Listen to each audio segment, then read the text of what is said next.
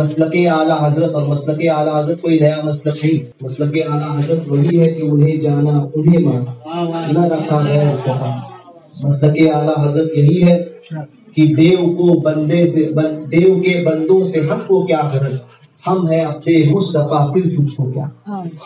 یہ مسلک اعلیٰ حضرت ہے۔ تو دین و شریعت کے مطابق اگر کسی کو پاؤ، اور وہی بات جو ہمارے بزرگوں نے ہم تک پہنچائی، 1400 سال سے جو باتیں ہم تک پہنچی، وہ بات کہتا ہوا اس کسی کو پاؤ تو اسے اپنا، اور اس کے ذرا برابر بھی اگر کوئی ہٹ کر بات کرے تو پھر عقیدے اہل سنت کے خلاف جو بھی بات ذرا برابر بھی ہٹ کر کرے تو پھر اس کی بات کو قابل قبول نہ کرنا۔ یہی محبت کا اور یہی ایمان کا تقاضا ہے۔ حضرت پیر جماعت علی شاہ صاحب محدث علی پوری رحمۃ اللہ تعالی علیہ فرمایا کرتے تھے، اعلیٰ حضرت کے ہم عصر ہے اور سلسلہ نقشبندیہ کے بہت بڑے بزرگ گزرے۔ آپ فرماتے تھے کہ ہر چیز جو ہے وہ نئی لو، کپڑے اگر پرانے ہو جائے تو نئے خرید لو، جوتیاں پرانی ہو جائے تو نئی پہننا، گھر اگر پرانا ہو جائے تو نیا بناؤ، مگر دین ہمیشہ پرانا لینا،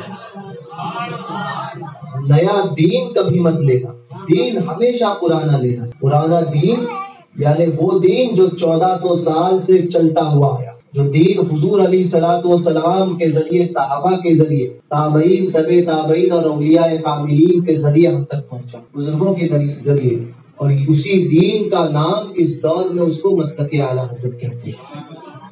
مسلک اعلیٰ حضرت پر سختی سے قائم رہنا، سنی آپس میں مل کر رہے۔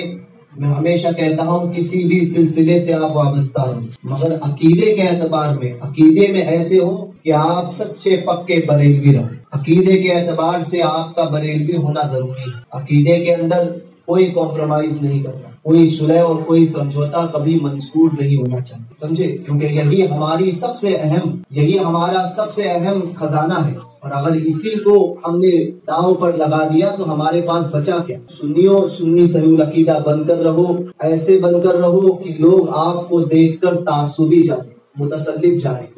میر عبد الواحد بلگرامی سبا سنابل شریف میں تحریر فرماتے ہیں، اپنے عقیدے میں ایسا مضبوط ہو، ایسا پکا سنی ہو کہ لوگ اس کو دیکھ کر متسلط جائیں، ایسا پکا سنی، سب غلط صرف ایک صحیح، وہ اہل سنت و جماعت، وہ یہ کہنے والا ہو سب کے عقیدے، سارے مذہب اور سارے فرقے باطل، صرف ایک صحیح، وہ دین اسلام، اور وہ مذہب اہل سنت و جماعت، وہی حق اور وہی صحیح، اس کے علاوہ جو بھی ہے سب جھوٹ اور سب غلط ہے۔ یہ عقیدہ سنیوں کا ہونا چاہیے، اور اسی پر جیو اور اسی پر مرو، ہر ایک کی بات کو نہ سنو، انہی باتوں کو سنو جو ہمارے بزرگوں کی زبان ہے، اور انہی کو اپناؤ۔